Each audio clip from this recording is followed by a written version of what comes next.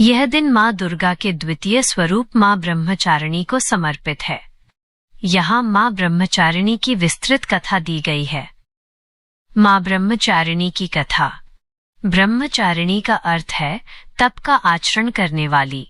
ब्रह्म का अर्थ है तपस्या और चारिणी का अर्थ है आचरण करने वाली। पूर्व जन्म और कठिन तपस्या।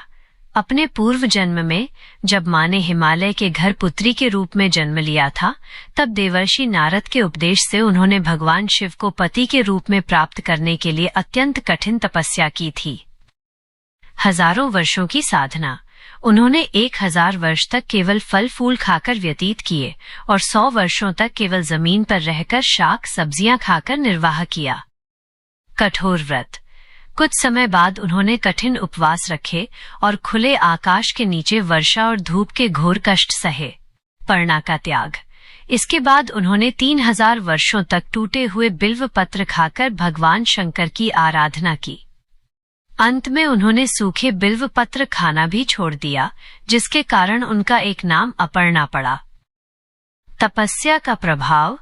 हजारों वर्षों की इस कठिन तपस्या के कारण माँ का शरीर एकदम क्षीण कमजोर हो गया। उनकी ये दशा देखकर उनकी माता मैना अत्यंत दुखी हुई और उन्होंने उन्हें इस कठिन तप से रोकने के लिए आवाज दी, ओ माँ। अरे नहीं, तभी से देवी का एक नाम उमा भी पड़ गया। उनकी इस अपूर्व तपस्या से तीनों लोकों में हाहाकार मच गया। देवता, ऋषि, सिद्धगण और मुनि सभी ने माँ ब्रह्मचारिणी की इस साधना को सराहा।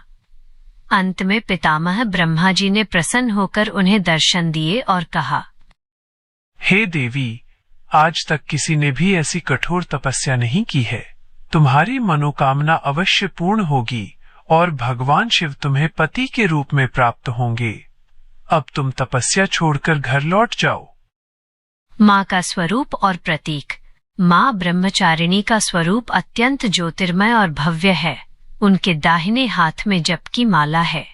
उनके बाएं हाथ में कमंडल रहता है। वे श्वेत वस्त्र धारण करती हैं, जो शांति और पवित्रता का प्रतीक है। आज के दिन का महत्व। आज के दिन माँ ब्रह्मचारिणी की पूजा करने से भक्त के जीवन में तप, त्याग, वैराग्य, सदाचार और संयम की वृद्धि होती है। ये दिन हमें सिखाता है कि कठिन से कठिन संघर्ष के समय भी मन विचलित नहीं होना चाहिए और अपने लक्ष्य, धर्म पर अडिग रहना चाहिए।